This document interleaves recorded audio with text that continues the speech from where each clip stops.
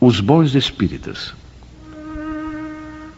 O espiritismo bem compreendido, mas sobretudo bem sentido, conduz forçosamente aos resultados acima, que caracterizam o verdadeiro espírita como o verdadeiro cristão, pois um e outro são a mesma coisa. O espiritismo não cria uma nova moral, mas facilita aos homens a compreensão e a prática moral do Cristo, ao dar uma fé sólida e esclarecida aos que duvidam ou vacilam.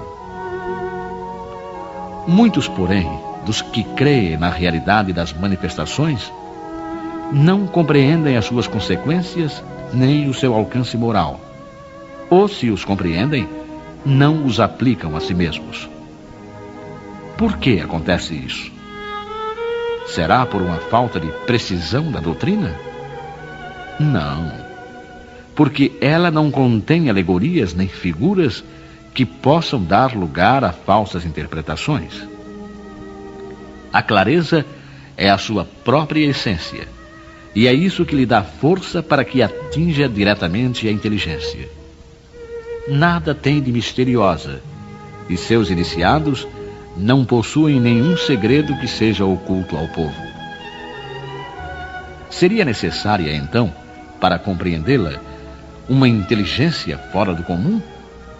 Não, pois vêem-se homens de notória capacidade que não a compreendem, enquanto inteligências vulgares, até mesmo de jovens que mal saíram da adolescência, apreendem com admirável justeza as suas mais delicadas nuances.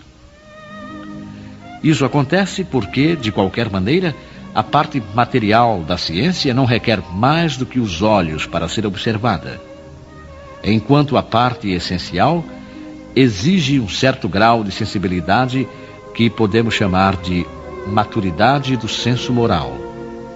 Maturidade essa independente da idade e do grau de instrução, porque é inerente ao desenvolvimento, num sentido especial, do espírito encarnado. Em algumas pessoas, os laços materiais são ainda muito fortes para que o espírito se desprenda das coisas terrenas. O nevoeiro que as envolve impede-lhes a visão do infinito. Eis porque não conseguem romper facilmente com seus gostos e os seus hábitos, não compreendendo que possa haver nada melhor do que aquilo que possuem. A crença dos espíritos é para elas um simples fato, que só modifica pouco ou nada das suas tendências instintivas. Numa palavra, não veem mais do que um raio de luz, insuficiente para orientá-las e dar-lhes uma aspiração profunda, capaz de modificar-lhes as tendências. Apegam-se mais aos fenômenos do que à moral, que lhes parece banal e monótona. Pedem aos espíritos que incessantemente as iniciem em novos mistérios, sem indagarem se tornaram dignas de penetrar os segredos do Criador.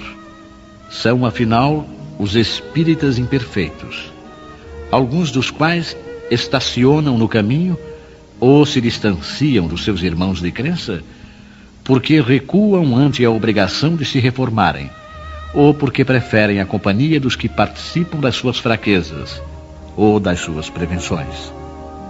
Não obstante, a simples aceitação da doutrina, em princípio, é um primeiro passo que lhes facilitará o segundo, numa outra existência.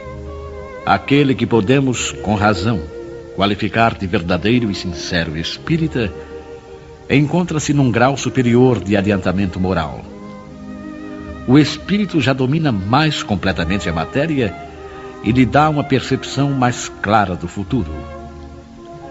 Os princípios da doutrina fazem-lhe vibrar as fibras, que nos outros permanecem mudas. Numa palavra, foi tocado no coração e por isso a sua fé é inabalável. Um é como o músico que se comove com os acordes. O outro apenas ouve os sons. reconhece-se o verdadeiro espírita pela sua transformação moral e pelos esforços que faz para dominar suas más inclinações. Enquanto um se compraz no seu horizonte limitado, o outro, que compreende a existência de alguma coisa melhor, esforça-se para se libertar e sempre o consegue, quando dispõe de uma vontade firme.